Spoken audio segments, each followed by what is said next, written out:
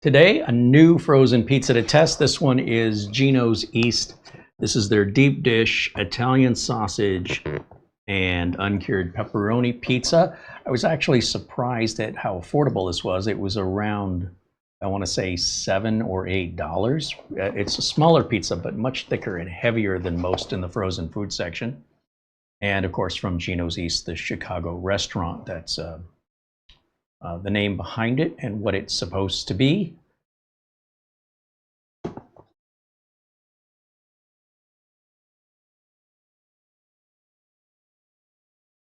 And let's get it opened up and see what it looks like compared to the picture while it's frozen.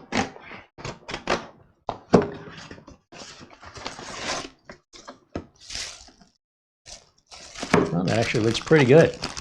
Now, you might say that's a small pizza, like that looks like a personal size pizza, but I would argue that this is a pie. So unless you're gonna sit down and eat like a full apple pie because of how thick it is, this would likely feed 2 people and potentially, depending on appetites, maybe even 3. But I'd definitely say this is for 2 people. I would have a hard time, honestly, eating half of this would be difficult for me. So you can see it's more similar to a pie, and I like all forms of pizza, Neapolitan, thin crust, Detroit pan style, a Chicago deep dish. I just expect each category to taste within the category's standards. So let's go pop this in the oven and see how it cooks, and we'll come back and do our taste test. Here we go. All right, piping hot right from the oven. Here's what it looks like. And this thing is heavy, and it's probably going to stay hot for a very long time.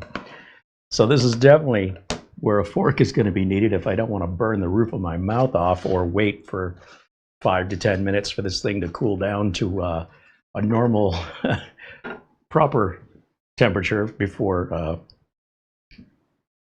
trying to eat it. But I'm too anxious, so I've got my paper towel, I've got my fork.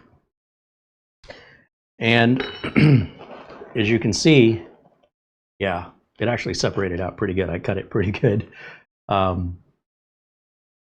It looks fantastic. Lots of cheese.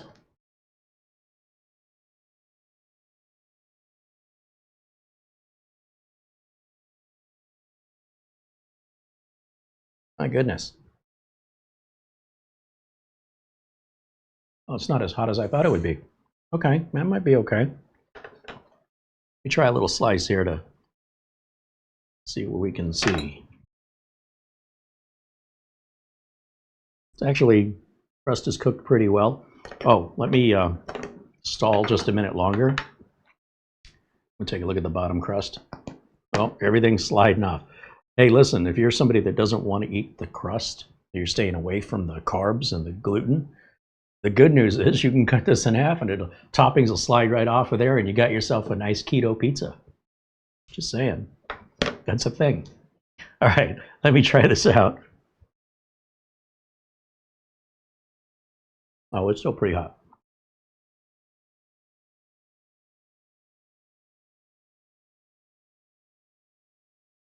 So what I generally don't like about the Chicago deep dish style is the pepperonis aren't like necessarily on top, and so they don't get crisped up.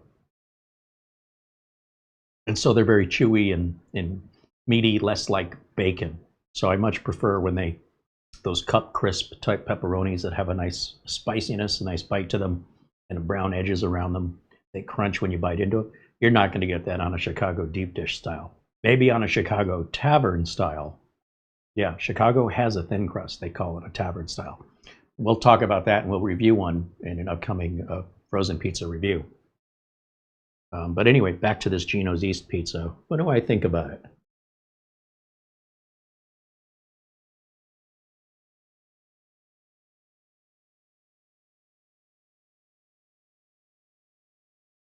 It's got a lot of cheese, a good ratio of tomato sauce to cheese. Haven't gotten any to the sausage yet. And you'll see the crust, it's not like a pan crust. Don't think that a deep dish pizza is all dough. Not proper deep dish. It should be a thin crust with a decent edge on it. It's more similar to a pie crust, just so we're clear about what to expect from a deep dish.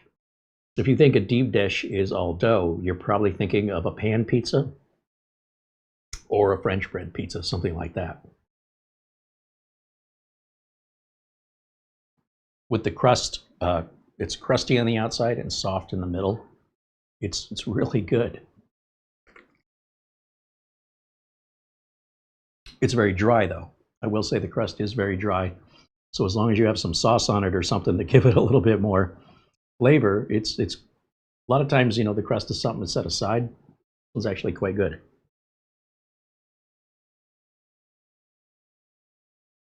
On a scale of 1 to 10, was a tough one for me. I'm gonna have to sit it somewhere around between an 8 and a 9. Let's just call it 8.5. So far, that's our best scoring pizza we've tried in the order that we're trying them. And I remember that I've had this before and I liked it, but I don't remember I liked it that much. I think trying the other frozen pizzas has given me perspective. I also thought I paid a lot more back in the day when I had this last, but this isn't really priced any more than your traditional frozen pizzas that are, flavored for kids. They're very sugary, they're very processed. This tastes more like a Chicago deep dish, like it's supposed to. That's a surprise, right? That it actually delivers what it says on the box. It does that. And well, I do believe there could be room for improvement. It's not a perfect pizza. The perfect pizza does exist. I promise you, I will find a 10, at least one. This is as close to it as we're getting today, but I'm very happy with that. I would absolutely buy that again. I think it's great value for the money. And if you're just feeding 2 people or maybe just yourself, depending on your appetite, you'd be hard pressed to do better at a fast food for that amount of food and the quality of it. So that's my findings on this one. We'll look forward to seeing you on the next one. Bye for now.